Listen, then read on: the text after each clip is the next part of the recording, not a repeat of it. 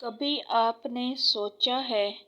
کہ تہجد کیوں اتنی پاورفل نماز ہے کہ اس میں مانگی جانے والی تقریباً 99% دعائیں قبول ہوتی ہیں؟ حالانکہ یہ فرض نماز بھی نہیں ہے بلکہ نفل نماز ہے، لیکن اس کے باوجود اتنی پاورفل ہے یہ کہ آپ کے تمام غم،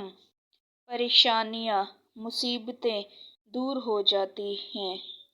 اور تمام جائز دلی حاجات رات کے اندھیرے میں پوری کر دی جاتی ہیں، کیونکہ اکثر رات کے وقت انسان خود کو لے کر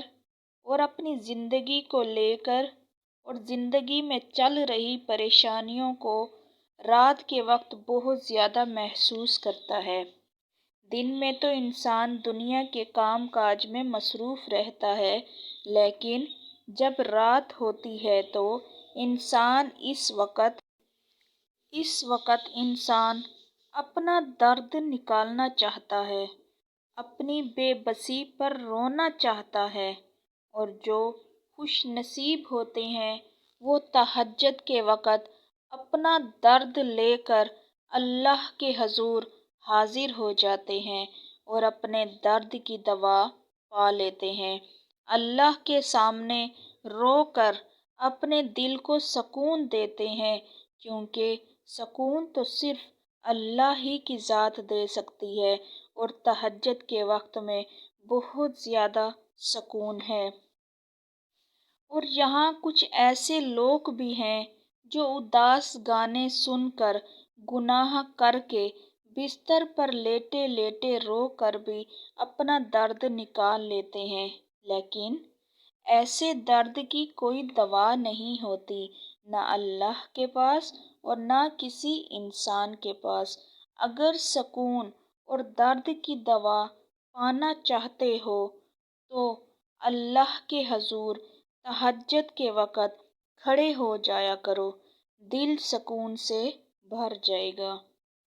اور اس خاص وقت میں جب انسان سو رہے ہوتے ہیں تو اللہ فرماتا ہے کوئی مجھ سے مانگنے والا اور میں اس کو دوں؟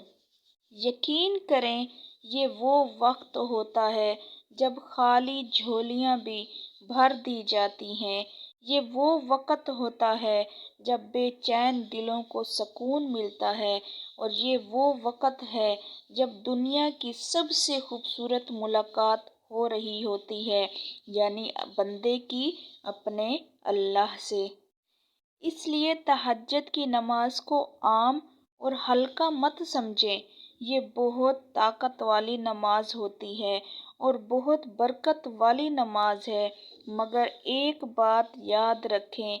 نفل نماز ہو چاہے جو بھی ہو، تہجد کی نماز ہو یا اشراق کی، چاشت کی، اوابین کی، کوئی بھی نفل نماز ہے، وہ تب ہی اثر کرے گی جب ہم 5 وقت کی فرض نمازوں کی پابندی کریں گے، پھر جا کے یہ تہجد کی نماز اثر کرے گی جب ہم ان 5 نمازوں کی ادائیگی کو پورا کریں گے۔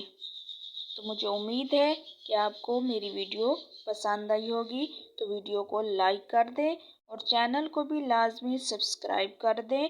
اور ملتے ہیں اگلی ویڈیو میں۔ خوش رہیں، آباد رہیں، شاد رہیں، آمین۔